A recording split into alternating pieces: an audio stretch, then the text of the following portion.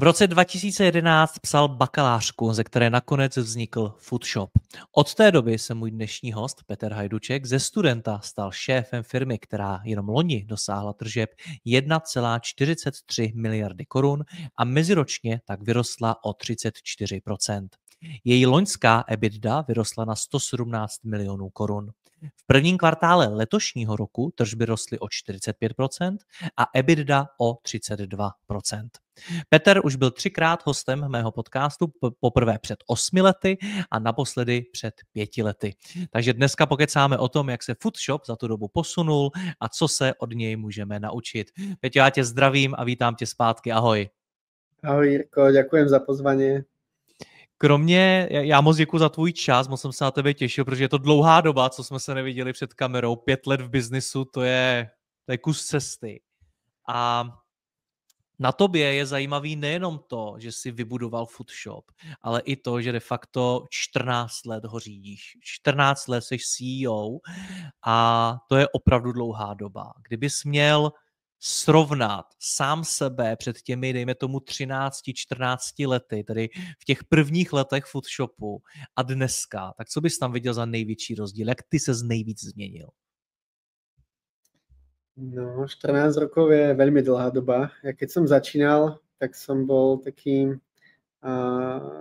ako študent s túžbou a priznám sa, že som ani nemal odvahu myslieť v takých veľkostiach, aké dnes dosahujeme.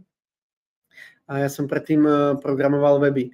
A ja som mal za sebou niekoľko zákazok, kde som programoval a túžil som potom, aby sa z programátora stal podnikateľ. A veľmi ma ten svet podnikateľský fascinoval a chcel som ho spoznať. A dodnes ma fascinuje, ale vôbec som nevedel, o čo ide. Takže vedel som, ako vytvoriť web, vedel som si spočítať nejaké základné veci, ale vôbec som netušil, čo ma po ceste čaká. Myslím, že tá najväčšia premena je taká na tej ako medziľudskej rovine. Jo? Že za tú cestu tých 14 rokov som stretol možno aj 1000 ľudí, ktorí so mnou spolupracovali alebo pracovali v mojej firme. A vlastne s tak veľkou množinou ľudí človek spozná úžasných ľudí, človek spozná komplikovaných ľudí. A niekto sa ako zvláštne chová pod stresom, niekto keď sa darí a tak. A samozrejme sa tam našiel aj niekto, s kým tá spolupráca nefungovala a bol ten vzťah veľmi náročný. A to všetko je dnes niečo, čo ma fascinuje. Vlastne je to spoznávanie ľudských charakterov. Vnímam, že to podnikanie ma dáva do pozície, kedy ako sa dostávam do situácií, ktoré nie sú bežné, takže vidím, ako sa tento človek chová proste pod obrovským tlakom, ako sa tento chová, keď mu dám ako niečo ísť vyjednať, a podobne. A to je niečo, čo ma posúva. A dnes už aj ako rodič 2 detí to vnímam, že tie veci sa prelínajú. Jo? Že aj tie manažerské skúsenosti využívam trošku v domácnosti a zase ma deti učia nové veci, ktoré sa dajú aplikovať v práci. Tak to je asi tá hlavná. A povedal by som, že mám takú hrošiu kožu, že to je asi druhá vec, taká ako odolnosť, ktorú som si vybudoval za ten čas, že keď som začínal, tak keď sa pozerám na svoju cestu spätne, tak 9 z 10 vecí, ktoré ma stresovali v danej chvíli, by ma dnes nestresovali, pretože som zistil, že nie sú až tak závažné. A tým som si vybudoval takú odolnosť, ktorú som predtým nemal. Ale když si člověk vybuduje odolnost, tak je to většinou právě na základě nějakých těžkých situací nebo nějakých těžkých momentů. Tak to vzniká? No, tie momenty sú nejaké a človek ich prežíva ťažko a toho posúva. Ja neviem, dať niekomu povýšenie alebo dať niekomu výpoveď alebo zmeniť niekomu pozíciu, alebo zvýšiť mzdu, alebo vziať bonus, to všetko sú štandardné veci. Ale keď ich človek zažíva prvýkrát, tak môžu byť stresujúce. A ako sa začnú opakovať, tak ich vníma viac s odstupom a odolne. A to je asi ten rozdiel. Mě těch 14 let přibližně zaujalo i z toho důvodu, a my jsme se o tom spolu bavili před natáčením, že znám řadu podnikatelů, kteří to v určitou chvíli tím, jak jejich firma rostla, přestali zvládat. Prostě ta firma už vyrostla do velikosti, kdy jim to přestalo jít, kdy už prostě museli dělat věci, které je nebavily, nešly jim, nebo je nechtěli dělat a podobně. A pak tady mám tebe, kdo skutečně jako z něčeho, co bylo napsané v nějaký bakalářské práci, to dovedl do 1,5 miliardy korun momentálně. Tak mě právě zajímá, jestli si v průběhu růstu té firmy musel hodně měnit i sebe. Od prvého dňa boli veci, ktoré ma nebavili a veci, ktoré som nevedel. Takže ja nemám nejakú ako sadu skúseností, ktoré mi stačili na prvých 5 rokov. Ja v deň 0 som nevedel takmer nič a takisto som pred 2 rokmi nevedel takmer nič o pražskej burze a takisto som pred 8 rokmi nevedel nič o investoroch. Ale jak sa tá doba zrýchľuje, tak ja to vnímam tak, že dnes ešte viac než kedykoľvek predtým je tá adaptabilita tak dôležitá ako schopnosť. A ja som sa vždy adaptoval. Ja som nevedel ani, čo je to mať prvého zamestnanca, ani som nevedel, čo je to mať ich 10, ani som nevedel, čo je to mať ich 100. A je to podľa mňa len rozhodnutie človeka, či sa do toho pustí. No a ja som od začiatku, mám pocit, vždy tým ľuďom vravel, akože ja nie som nejaký génius, ktorý niečo vie, ale že robím aj mnoho chýb. A možno aj táto ako poloha v tej spolupráci mi umožnila tie chyby robiť, že ľudia tie chyby možno tolerovali, ak videli, že sa neopakujú dookola. A tým pádom ja som sa stále učil. No, takže ja sa aj dnes učím, aj pred pol rokom som sa učil. A zdá sa mi, že asi tí iní, ktorí vravíš, že niekto vie iba začiatky alebo niekto vie iba škálovať veľké firmy, tak oni sa asi rozhodli, že to takto bude. Pretože každý dokáže sa naučiť riadiť malú alebo aj riadiť veľkú firmu, ak bude veľmi chcieť. Tak to vnímam ja. Ja som vždy veľmi chcel a som zvedavý a považujem sa stále za veľmi mladého človeka, ktorý sa stále môže ako úplne zmeniť. Takže ja vždy som pripravený zmeniť sám seba, zmeniť spôsob svojej práce. Aj to aktívne vyhľadávam, stále s niečím experimentujem a tým pádom sa mi zdá, že to je ako prístup, ktorý umožňuje budovať aj malú firmu, aj veľkú. Možná si mi na to teďkon odpověděl, ale jak jsi řekl, že ta adaptabilita nebo řekněme přizpůsobivost je dovednost, tak mě zajímá, jestli se dá nějak naučit, jestli je to něco, co ty u sebe rozvíjíš, tohleto.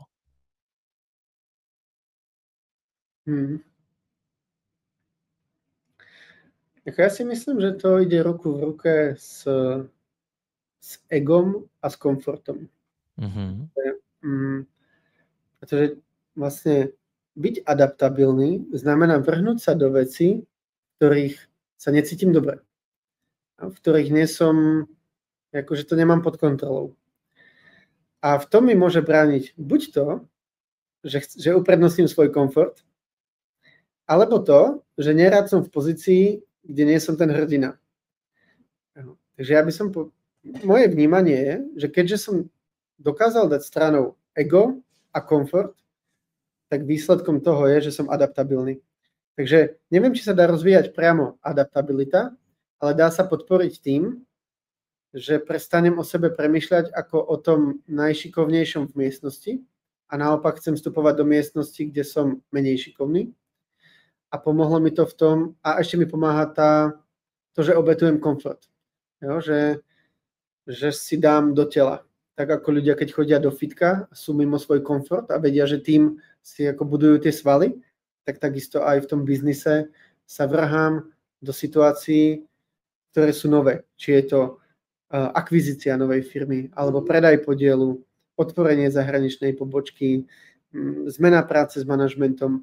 Tak to všetko sú situácie, ktoré som zažíval niekedy prvýkrát a samozrejme neboli komfortné. Ale pretože som uprednostnil tú zvedavosť, túžbu dosiahnuť nejakú víziu, túžbu sa niečo naučiť pred komfortom a egom, tak výsledkom bola adaptabilita, ktorá mi pomohla. Jedna z prvních věcí, když jsi o tom začal mluvit, o tom komfortu a egu, tak jedna z prvních věcí, která mě napadla, byla jedna z nedávných akcí. Ty jsi dřív také chodil na moje akce, takže víš, jak probíhají.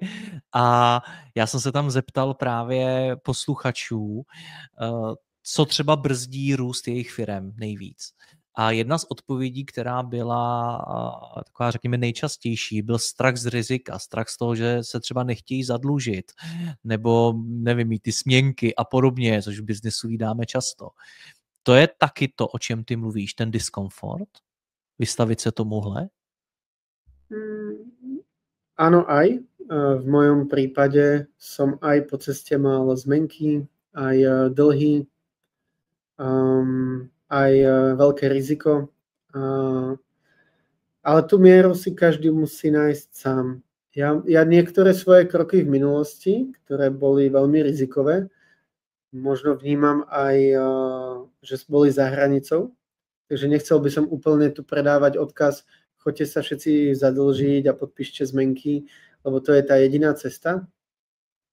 Myslím, že je potrebné proste si nájsť ten vlastný balans. No, a niekto proste bude viac averzný k riziku, niekto naopak. A obe možnosti sú fajn, ale je to jeden zo vstupov, ktoré ovplyvňujú výsledok. A to je asi potrebné brať ako fakt.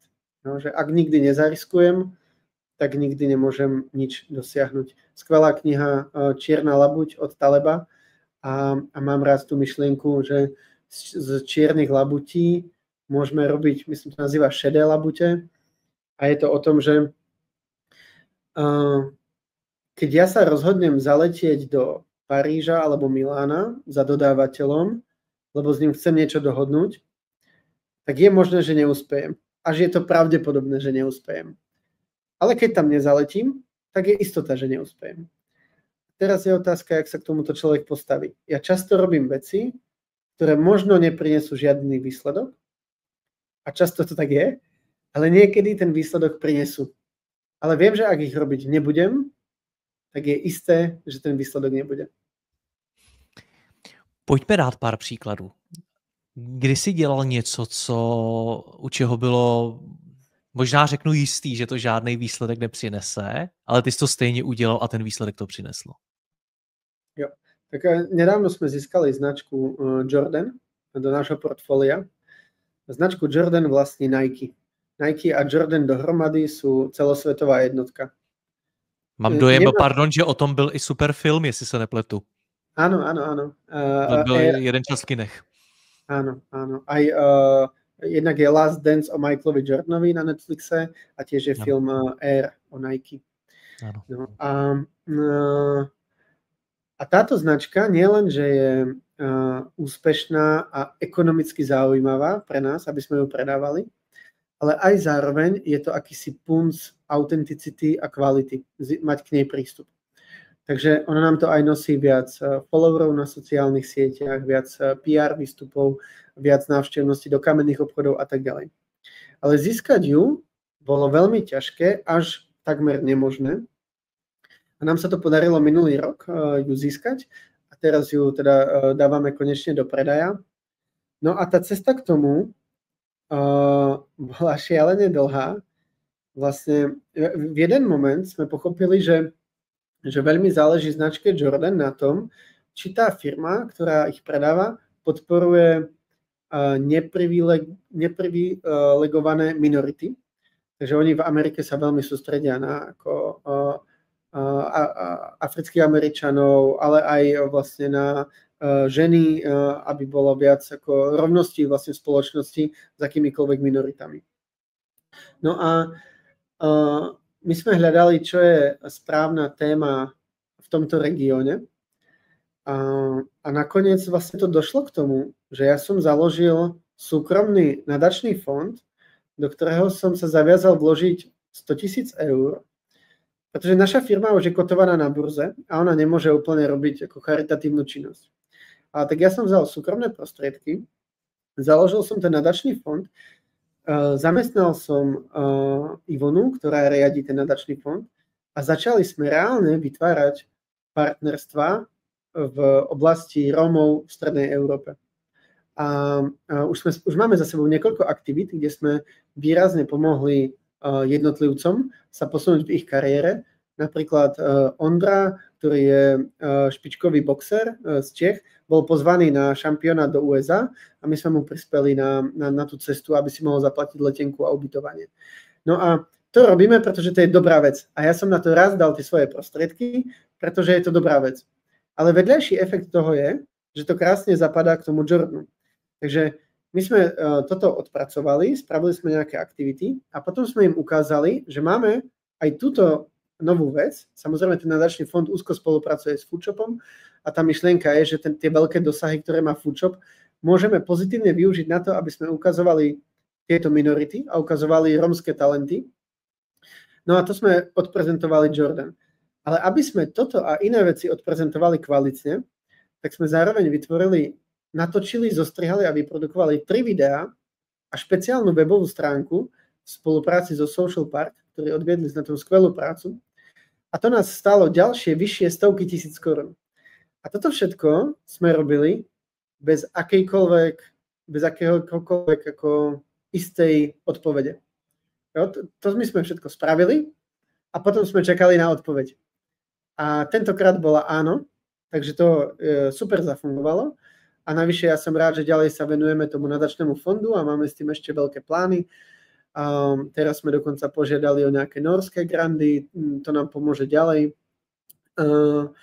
No a to je príklad toho, kde bol veľmi nepravdepodobný pozitívny výsledok. Zároveň to trvalo vyše roka a stálo to milióny korún, ale výsledkom je prístup k značke, ktorá nám odblokuje ďalšie stovky miliónov na tržbách a ďalších mnoho followerov, zlepšených výsledkov kamenných obchodov, prístup k ďalším značkám, ktoré sa nás pýtajú, a máte Jordan? A my povieme áno. Tak potom aj oni nám dajú prístup. Tak to je jeden príklad. Co si z tohletoho příkladu mám odnést? Protože když si řeknu, OK, ta lekce v tom je, dělej věci, které jsou totálně nepravděpodobné a oni vyjdou, tak to asi není úplně to, co si mám odnést, nebo ano? Nie, je to trošku ešte inak. Ja som teraz počúval podcast so CEO Google a inšpiroval ma, že on hovorí, choďte za moonshots, ako proste obrovskými cieľmi, ktoré sú ťažko dosiahnuteľné, pretože to je niečo, čo okolo seba nabáli najväčšie talenty, to je niečo, čo ľudí energizuje a to je niečo, čo proste tú organizáciu pomáha. A potom z toho moonshotu, z toho obrovského ťažko dosiahnuteľného cieľa sa možno naplní iba polovica, ale pretože je to polovica z niečoho obrovského, tak je to stále lepšie, než sa zamestnať mnohými malými vecami. Takže ja by som povedal, že tá moja skúsenosť je vziať si niekoľko dní off a dať si odstup. Ja to robím vždy cez Vianoce. V období Vianoc ja sa odpojím, ale ja pracujem sám. A premýšľam, kde máme byť o 5 rokov, o 10 rokov, ako sa zmenil svet za posledný rok a čo to znamená pre nás. A väčšinou z toho mi vyjdú 2-3 veľké veci, 2-3 veľké myšlienky, ktoré sú pre mňa vzrušujúce, sú ale ťažko dosiahnuteľné, majú neistý výsledok. Podobne ako ten Jordan. Ale vlastne, keď to človek si uvedomí, ideálne to niekam ako spíše, tak zrazu to tak ako klikne, že už to aspoň ja, že už to neviem opustiť. A moja skúsenosť je, že z týchto veľkých myšlienok sa stále ako niečo stalo. Poviem iný príklad. Teraz na začiatku roka som povedal, prestaňme expandovať krajinu po krajine a poďme dotiahnuť celú EÚ ešte v prvom kvartáli tohto roka. No a tak sme si sadli a ja som zinicioval diskusiu, čo sa musí stať, aby sme boli v celej Európe a v každej zemi mali lokálny web s lokálnym jazykom, s lokálnou menou, s lokálnym dopravcom a platobnou bránou. A my sme to prediskutovali a zistili sme, že to je veľmi ako realistické to dosiahnuť za 2 mesiace. A tak sme to spravili. A keby som keby som neodstúpil a nedoniesol túto myšlienku, tak my by sme to robili stále postupne. Pretože sme predtým otvárali 1-2 krajiny za rok a takto by sme postupne išli. No a preto je dôležité, aby vlastne v tej roli toho CEO alebo foundera bol niekto, kto odstúpi z tej firmy, nenechá sa zaťažiť tou operatívou, pohltiť si tým myseľ a to dokáže vygenerovať tie myšlienky. A tie myšlienky potom na seba nabalia ten talent, energiu firmy a tak ďalej. A niečo z toho sa vydarí a niečo sa nevydarí, ale výsledok bude lepší, ako keby sme tie veľké sny ani nemali. Napríklad tento rok sme predefinovali naše ciele a rozhodli sme sa, že takto dlho našim snom bolo otvoriť obchod v Paríži. A tento rok sme to zmenili a povedali sme si, že v najbližších mesiacoch otvoríme 3 obchody vo Francúzsku. Paríž, Lyon a Marseille. A je to vlastne zmena našej stratégie, pretože sme doteraz otvárali jeden v zemi. Je to vlastne veľmi odvážny krok, pretože už predtým myšlienka na Paríž bola ako náročná a občas znela až bláznivo. A teraz sme to ešte viac nabalili tým, že rovno ideme Paríž, Lyon, Marseille a na všetkých 3 pracujeme súčasne. Ale tak nám to zapadlo do stratégie a tak to všetkým dáva zmysel, že opäť všetci proste sme namotivovaní a ešte viac strmhlav sa do toho púšťame. To je to poučenie, než robiť veľmi riskantné veci, je vlastne vyhľadávať, čo sú tie skutočne revolučné zmeny, alebo čo sú tie balvany, ktoré tú stratégiu zase posunú niekam ďalej. A slyším v tom i další ponaučení, že ty jako CEO by si měl hlavně udržovat motivaci těch lidí, aby měli ten hlad a za něčím šli? Jasne. Tak u nás je do 200 ľudí a moja úloha nie je, aby ja som pracoval do noci. To mnoho nezmení. Moja úloha je, aby každý v tejto firme bol čo najviac produktívny, pretože to je ten skutočne veľký rozdiel v produktivite.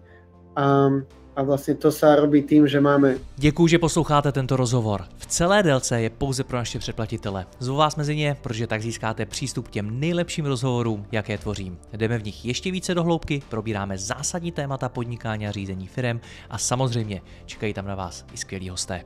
Takže spousta zkušeností, které můžete ihned využít ve vašem biznesu. Koupit si premium obsah můžete klidně právě teď.